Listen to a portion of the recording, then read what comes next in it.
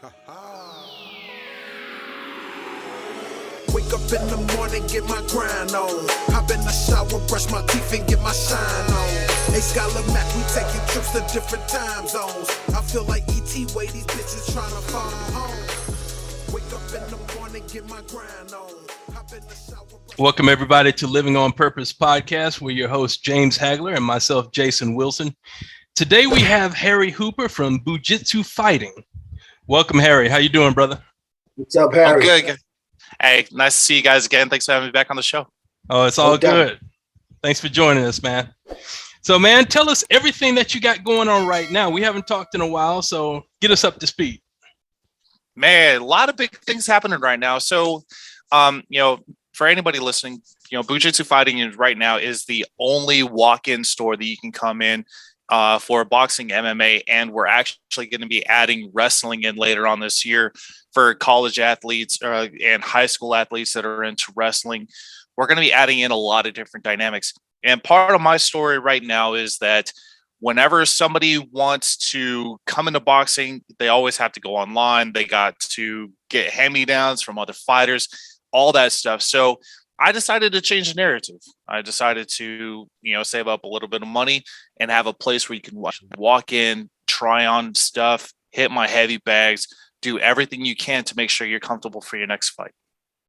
All right. So do you have your own location or are you working out of a gym? No. Well, I actually do train out of a gym in Marietta, Georgia. But no, this is a walk-in location. It's retail only. I don't do any personal training or anything in here. So if you guys are in Norcross, Georgia, or anywhere near the Atlanta area, or if you're flying into Atlanta for a fight, come check me out. I'd love to meet people and show them stuff that they've never seen before. Okay. So how did you get into this business, Harry? That's a great question, man. So how this all started was, I started fighting in 1989. I was a kid. My mom thought it'd be safer than me being in football, which kind of confused me as a kid, but it is what it is. Spent a lot of time training and fighting as an amateur. And then when all the wars started kicking off, I went into the military.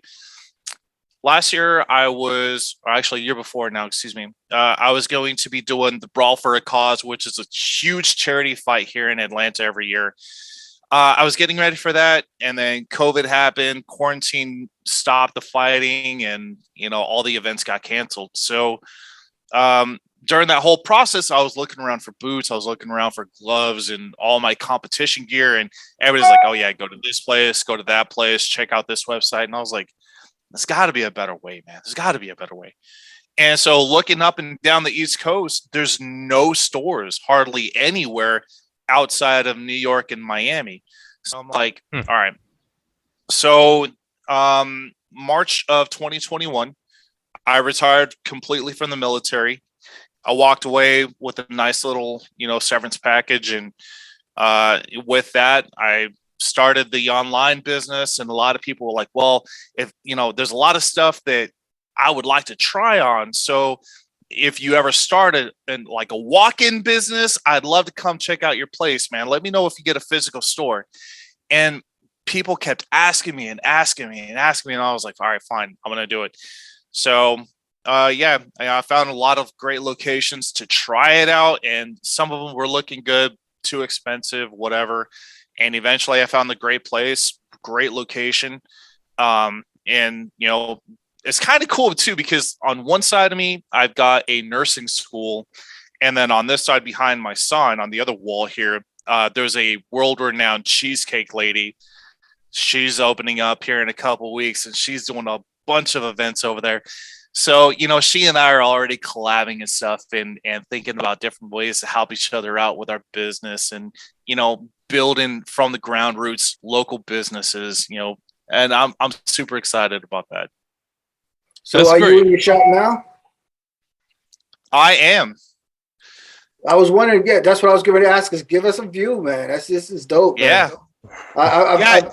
I know last time I came, it was great, man. I love walking. It's something that, I don't know, just gives me the chills every time I walk into a store that sells all boxes and stuff. I love that. You know what I mean? It's fascinating to me to see the gloves and to look at the shoes and the rope and the bags and everything like that. And it's dope what you're saying that, you know, you can come hit the heavy bag if you want to, you know, interested in the speed bag and you want to see how it rolls and, you know, you got action to do that. That's real dope. Even check out ropes because I know a lot of fighters, you know, they get a rope, you like to check it out before you buy it instead of going home, find out the rope's too big for you, and you got to tie it in knots, you know what I'm saying? Or you got to bring it back. So that's giving the customer a lot of leeway for us coming into your store and not only purchasing some shoes or equipment, and you get to try it out too, you know, especially with the shoes. You know how fighters are with the shoes. They're very, very picky with the shoes, and you know, they can, you know, feel them out and bounce around on them. The real test doesn't come until they get in the ring. That's how you know your shoe, if your shoe is pretty good, you know. Absolutely. And one big thing about shoes too is, you know, you got so many shoes that are made in, you know, Southeast Asia. You got some that are made in Australia, you know, Mexico. There's so many different sizing variants. So, you know, being able to try on shoes, especially as narrow as a lot of the boxing boots are, it's super important to try it on and walk around bouncing them, jump rope to make sure it's the right fit. Exactly. No doubt. Yeah. So yeah, Norcross is a good location, man. I'm from Atlanta too, so I know my way around. Yeah. You have a lot of fighters coming in?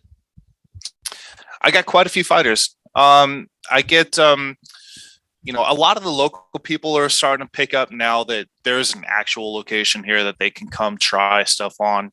I get a lot of business from California and Maryland, actually, your neck of the neighborhood.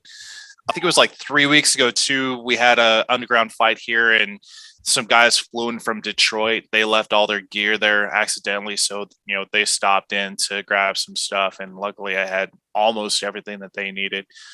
But you just having that availability, you know, right now, Atlanta is becoming the Las Vegas for the fight scene. You know, everybody's trying to come to Atlanta to fight and have that next level. So it's me being here is ground zero. Like I'm exactly the business that is missing in the industry, and I'm hoping I can replicate the system, you know, in the near future. But right now, I'm happy where I'm at, Norcross. No doubt. I agree with you with that Vegas scenario. I've been doing that for about a couple of years now. That Vegas, I mean that Atlanta, it has what it takes to be that. You know, it has everything there to be the next Vegas as far as boxing is concerned. And I think, you know, I would love to get Boston to be like New York. You know, just because there's so much boxing up there that is ridiculous, you know, because that's where it all started from. You know, it came up New Bedford and it spread. So it's just, you know, no doubt New York got Madison Square Garden, and I don't even think they're doing any fighting there no more. So it'd be nice that if Boston can, you know, open something up like that where it is the Mecca on that East Coast. Yeah, for sure. You know, everybody's so used to fighting up in Philly and Jersey, you know, obviously New York City, man, you know, Philly still got a huge presence. Richmond, Virginia still got a big presence, but you know, right now Atlanta is a place to be. You got Carlos Jackson who's tearing up, you know, the pros. You know, obviously, you know, James Hagler Jr., you got all the young fighters trying to come to Atlanta, you know, because it's way cheaper to live here than California is. And then it's a lot warmer here than most other places like Colorado, say. Right. So, you know, I see a lot of fighters coming through here, and it excites me. It amps me up so much. I know we just gotta put some more shows on because it's growing like that. It's growing like that on the East Coast, especially up there in New Hampshire, man. New Hampshire and Boston. I starting to see a lot of shows come up out of there, and I think it's great. And you know, as far as Atlanta, even I'm trying to come down there because I already knew. I lived in Atlanta for a long time, and I knew that it was coming. I mean, there was a lot of fights there when I was there. You know, and it's great. It's slowed down for a little bit, and I feel like now it's starting to pick up. You know, so it's like you said, it could be the next Vegas. So I'm hoping that we get another state that can represent just as well as Vegas, because we need another. Absolutely. We just Vegas ain't the only spot. It's a lot of lights and glitter. I get it. You know what I mean? I'll tell you the truth. I would like to see Myrtle Beach stop putting fights on out there. I mean, come on, they got it's set up nice, man, over there. You know what I mean? They're reconstructing everything down there. They're giving the whole place a facelift. It needs it. I have to say that it does need it. I was there last year. I got stuck out there when the Spirit Airlines was going through their little thing, and I was stuck out there for like a week, man. And you know, I didn't get out at night, but during the day it was all right. I just really wasn't feeling it, and I just looked, and it just seemed to me that it needed a facelift. And I've seen all the construction. So once you see all of the construction and the equipment to put up new buildings or fix hotels, you know that that they're doing something. And they, at the time, they said it was the fastest growing city that was that was growing, man. So I was like, wow, it's going to be interesting to see what Myrtle Beach looks like 5 years from now. And one thing they was telling me out there, they said, well, they just put in 35,000 cameras on the street. I'm like, y'all just now doing that? I mean, I said, I wonder how many Vegas has, you know what I'm saying? And you know what I'm saying? I mean, y'all just now doing that, and they're cleaning up because you got a lot of drug dealers on the street, so on the beach, so they cleaning up all that. Like I said, it's going to be real interesting to see what Myrtle Beach looks like 5 years from now. And I guarantee you, there's going to be fighting all up and down there. You know, I'm hoping so. I would like to go to Myrtle Beach and put on a great show. That'd be nice, you know. And we got all that right in that southern region. So, you know, and you're right in smack middle of it. So, you know, your store is gonna grow with the industry like it's doing now. So, you know, this is a pleasure to know that there is a store that you can go to. I was telling my wife the same thing. You know, I remember back in the amateur days, we couldn't find places nowhere. You would have to actually go to a gym, or karate gym might have displays. They have little gloves and stuff in there. We used to go get hand wraps and things of that nature, man. Yeah. Oh, I remember when I was a kid, you know, through the late 80s, it was one of the most exciting things in the time to get one of the Title magazines with all the new glamour stuff. You know, the Title magazines, the Ringside magazines, they had the stories with all the fighters. Getting that in the mail was like Christmas morning, man. Like, you know, I would go through like, I want those gloves. I want those trunks. These are awesome. I remember going through all that stuff. But, you know, as we get older, you know, we see what the pro fighters are doing. And we're like, okay, I have to have those. I have to have a set of winning gloves. I have to have a set of Sting boots or the Nike TKOs.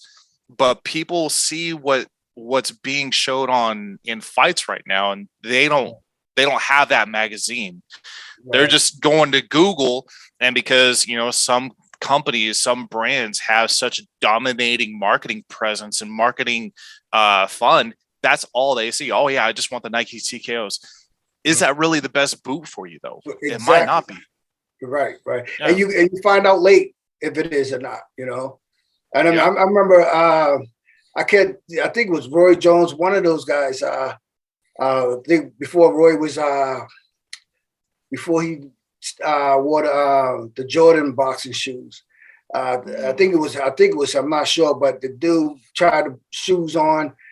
I tried the shoes on, and then he said that he didn't like the shoes, and the shoes caused him to lose the fight. Oh yeah. He was bad. He was like, yo, I put the shoes on and they felt good. And then when I got in that fight, I think they split or something. He's saying there was something wrong with him, and he blamed it on his shoe. And a couple of people that was, I don't know if it was Roy Jones or whoever, but I know that there was a story out there that was like that, because I was asking about shoes because I was interested in coming out with my own shoes. And then when I did some of the research and found out some of the problems you have with that, and getting these big time fighters to, you know, try your shoe or wear your shoe, and they put your shoe on, and that, like I said, that incident, the dude was like, yo, it was the shoe. Yeah. That's why I lost a fight. And then nobody wanted to wear shoes no more. Yeah. You know, that's why it's so hard to, you know, to get the right shoe for fighters. That's why they're so picky. You know, Yeah. and you actually have to wear that. If they wear a shoe, they actually have to wear it, spar in it. You know, they have to actually have to wear the shoe out a little bit just to know that, okay, this shoe's a good fit. You know, I know right off the bat, me and my dad is the same way. We knew right off the bat whether when you put your foot in there, whether the shoe is good for you or not. And my dad was always, his main thing about a shoe was he didn't want to slip.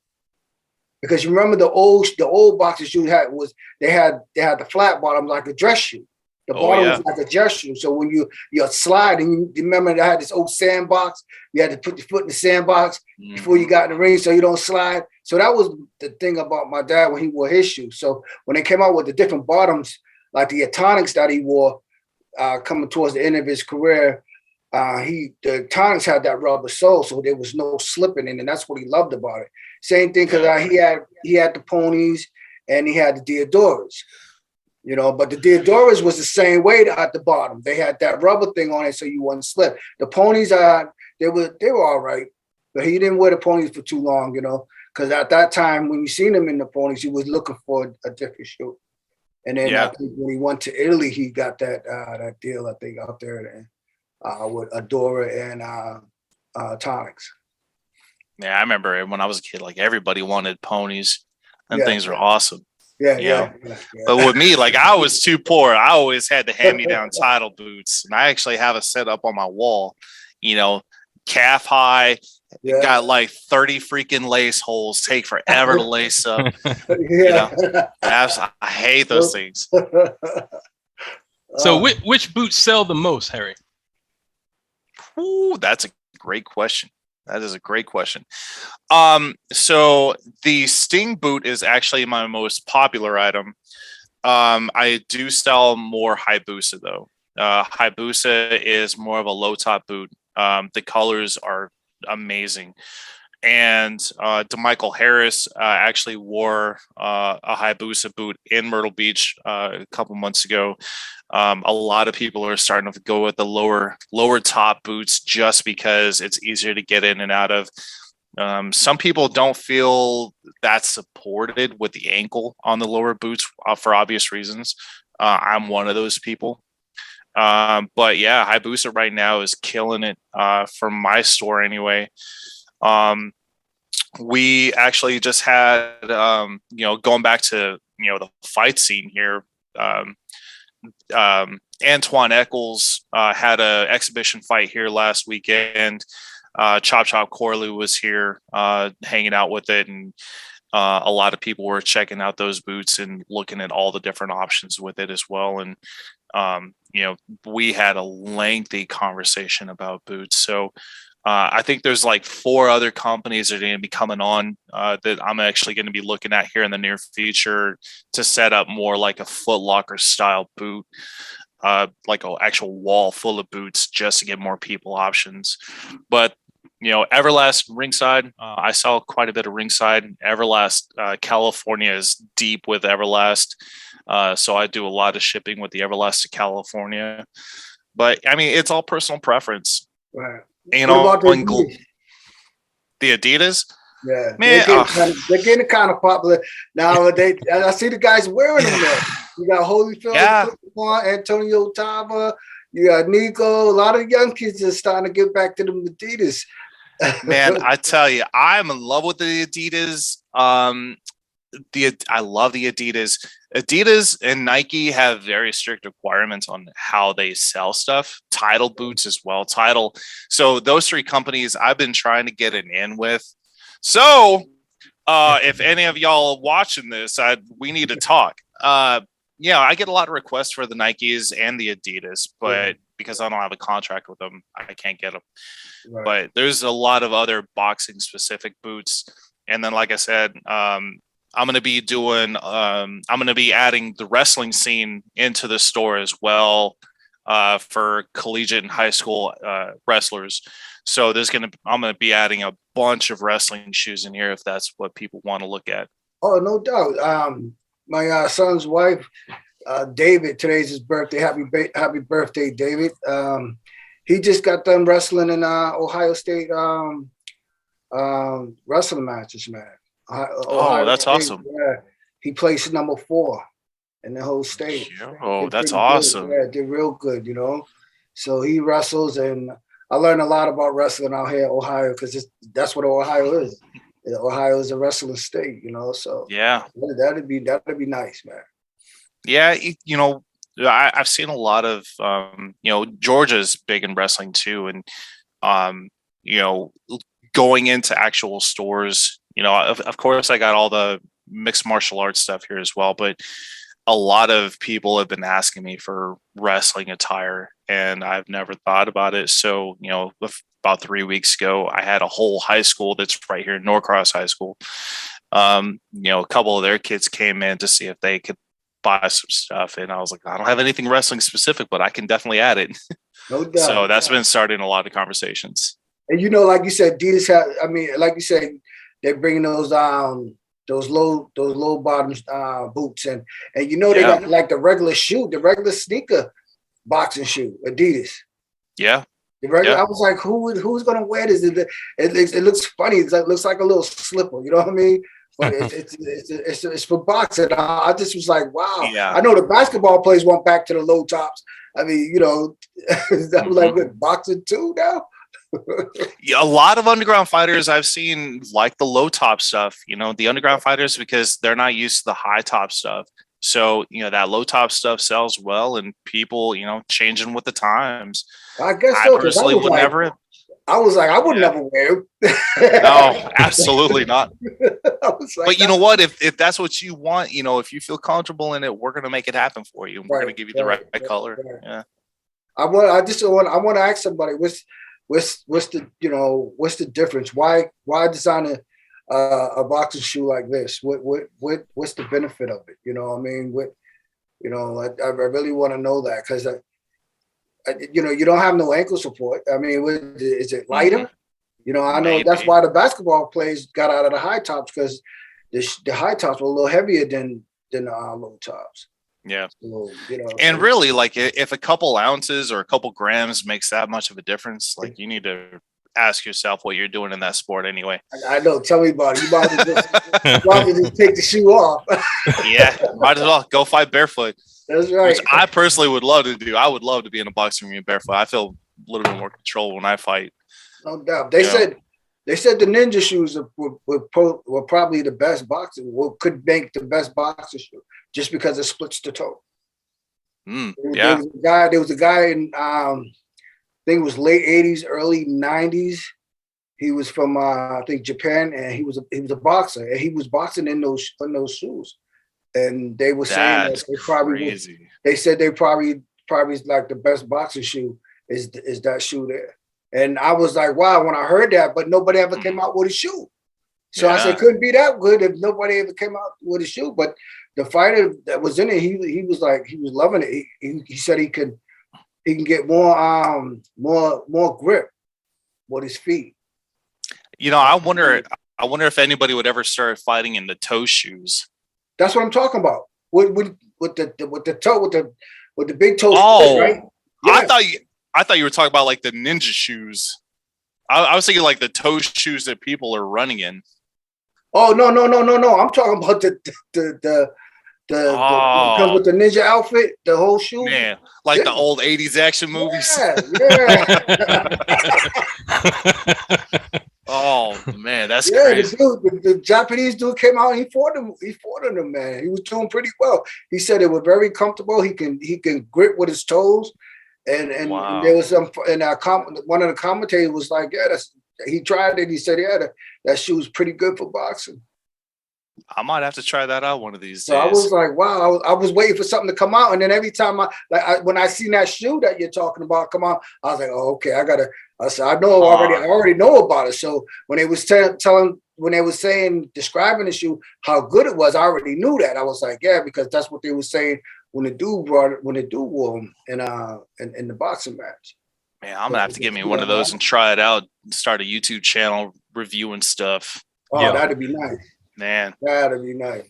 That's what's up. Harry, right now you're sponsoring athletes, right? Yeah, we do have a couple sponsorships happening right now. Jennifer Haas, who's a female MMA kickboxer here in Atlanta, and then Joseph Sweato, who's a pro fighter. He just had his pro fight. He's fought here a couple times, and then he just got done fighting bare knuckle USA versus Russia. He had his first ever bare knuckle and learned quite a bit. Totally different experience going from boxing to bare knuckle. But yeah, you know, giving opportunities to younger fighters that are turning pro and growing with them to make sure that, you know, we have that sharing bond. And, you know, once they get into a bigger position where they're doing, you know, $2-3 million fight purses, that they're not going to get taken advantage of by, you know, bigger and, you know, not so friendly producers or, you know, companies like that. You know, if I can work with small time fighters, help them grow, make sure they're outfitted, help them get paid a little bit, you know, I want to stick to those type of people for sure. No doubt. Yeah. Sounds Yeah, good. So will you ever come out with your own shoe, your own boxing gear? Man, so I actually just got done having a conversation about that. We are going to be putting in a heat press here in this weekend. So we're going to be doing clothing by the end of the week. We're going to start experimenting with stuff.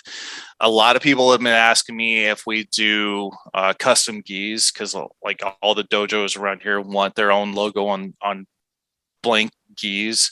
Right. So we're going to be looking at trying to do that. And then just had a conversation with the next pro fighter. I almost say his name just yet, but a contract is being negotiated right now so that this fighter is actually starting to make gloves for me and do a full-on production for it.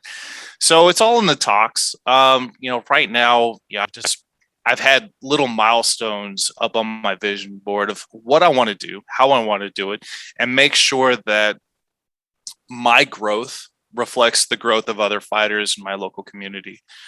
So, you know, there's big things happening right there, both in and out of the ring. You know, so I'm going to be doing stuff like that. But one of my biggest aspects right now is I'm going to be looking to partner up with a couple people that we're talking about this here in the near future, where we're going to be working with inner city kids, bringing them into Boojitsu fighting, helping them with tutorship, helping them with jobs, giving them responsibility and purpose outside of the streets. That way they can see, hey, there's an option. I don't have to go and fight homeboy down the street or something like that. You know, the whole guns down, gloves up movement is very, very important to me.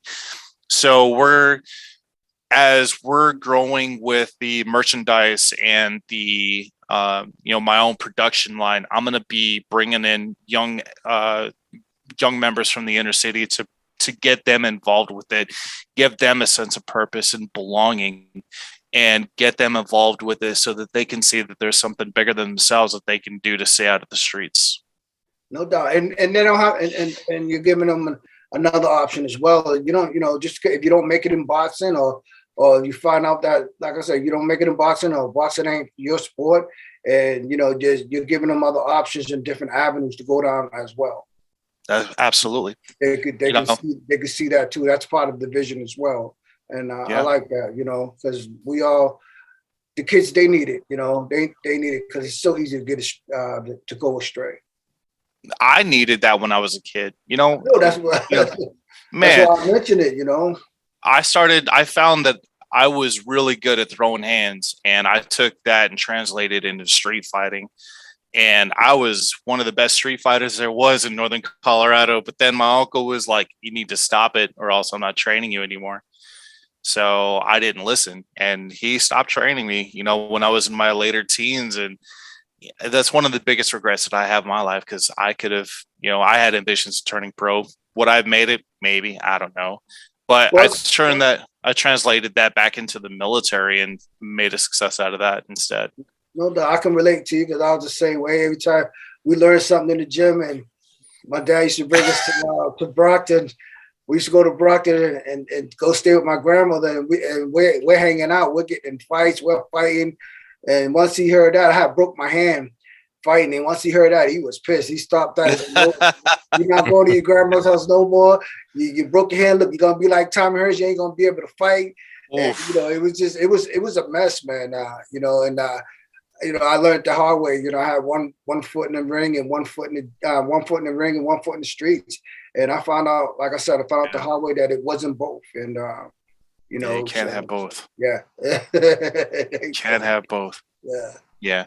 But with that, I definitely want to bring in younger kids and give them an opportunity that I didn't have or that I didn't see, and, give them a safe place, 'cause like every day you look at the Atlanta news, somebody's dead, somebody got shot, gang violence is back on the rise. So it's like, and a lot of people have been asking me too, if I'm ever going to do any kind of training with weapons or selling weapons. And it's like, man, if I were to sell dummy knives or dummy batons or something like that, a kid gets shot because they've mistaken it as a real weapon. I don't want that responsibility on my heart, man.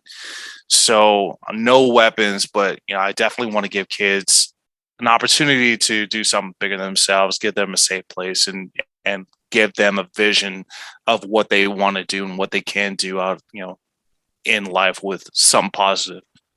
That's awesome, man. Awesome mission. So, man, do you have a final thought to leave our guests?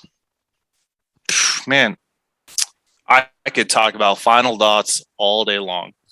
My biggest thing is, everything I do in life, I reflect off of purpose, direction, motivation. Once you find your purpose, you got to find the direction on how to make it successful. Once you find that direction and you dial everything in, you just got to have that motivation to keep it going forward. And through all the ups and downs that I've had with this store being open in just less than a year, I've really tested myself on the motivation part. And I get distracted sometimes with other things that I've got going on in my life, but every time somebody calls me up and says, "Hey, do you have this?" or "Hey, can you help me with this? Help me find this." It lights that spark back into me to let me know that I'm in the right place at the right time, and I've got the right direction to do some great things for the community. Great, man. How can people find you on social media? Social media, man. Boojitsu Fighting. That's Boojitsu Fighting. I'm on Instagram. I'm on Facebook. I got a TikTok. TikTok is a little crazy sometimes. So, buyer beware. But yeah, Boojitsu Fighting on Instagram is the best way to find me. All my social media stuff is through there. And then, I do a lot of fun stuff with product placement and just overall knowledge of things that are happening in the fight scene here in Atlanta. Cool. So for everybody that's in Norcross or in the general Atlanta area, how can they find your shop? Yeah, it's so my address is 5380 Peachtree Industrial Boulevard, right next to Cheesecake. I'm telling you, you all want to come here when she opens up because it is life-changing. But yeah, 5380, or if you need to call me, is 470-701-5735. It's my direct cell phone number. So give me a call, shoot me a text, let me know what you need. Sounds good, brother. Thank you so much, Harry, for joining us again, man. I appreciate you guys as always. No doubt. All right. Take care. All right. Bye, guys. Thank you for watching Living on Purpose podcast. Subscribe to our YouTube channel.